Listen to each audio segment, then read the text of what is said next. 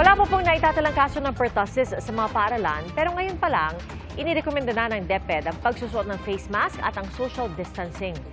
Saksi, si Sandra Aguinaldo.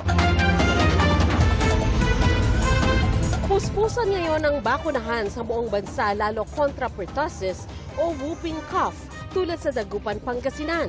Sinamantala ito ni Rosemary, bit-bit ang 4 na buwang gulang na anak sa health center. Baka tamaan po siya na nakakatakot din.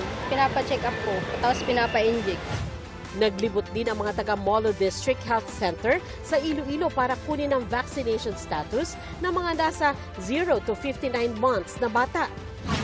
Sa Quezon City, nakahanda na ang Kamuning Elementary School sundin ang memorandum ng Department of Education NCR. Pero wala pa namang pertussis sa paaralan. Kabilang sa rekomendasyon ang pag-face mask ng mga estudyante at personnel, pati social distancing at disinfection. Bakit ka nakamask ngayon? Prevention lang po sa sakit na pertussis po. Para maiwasan yung sakit. Para rin po sa safety ng bata. If ever man po na makikitaan namin ng symptoms ng pertussis, we will recommend na lang po yung bata to stay at home, pangalagaan ng parents, conduct check-up, hanggang sa gumaling siya.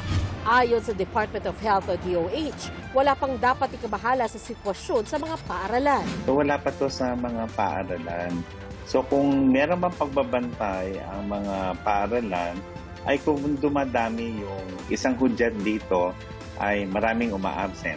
O, magtatanong kayo, bakit may nag-a-absent? Depende kung ano yung panuntunan sa paaralan. Ngayon kung marami na yung inuubo, so malamang sa hindi, magsuspetsa ka, baka naghahawaan yung mga bata. Ayon sa DOH, ang pertussis o whooping cough ay nagdudulot ng matinis at ipit na paghinga matapos ang pag-ubo. Maaring makaranas ng apnea o pagtigil sa paghinga, hirap sa paghinga, pagsusuka at lagnat.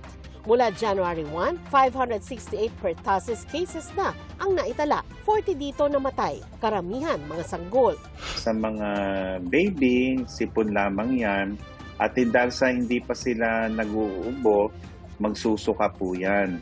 At yung taas-baba dibdib, babantayan nila kasi mangingitim yung bibig at baka biglang huminto sa paghinga. Kaya naman hinihikayat ng DOH sa mga magulang na pabakunahan kontra pertussis ang kanilang mga anak, lalo na yung mga sanggol. Aminado naman ng DOH na limitado ang kanilang bakuna sa ngayon, kaya makatutulong daw ang pagbili ng bakuna ng mga local government units. Paalala ng DOH, mainam kung magmamask ang mga nag-aalaga sa mga sanggol at laging malinis ang kamay. Iwasan ding halikan sa bibig ang mga bata para hindi mahawa ng sakit. Para sa GMA Integrated News, Sandra Aguinaldo, ang inyong saksi.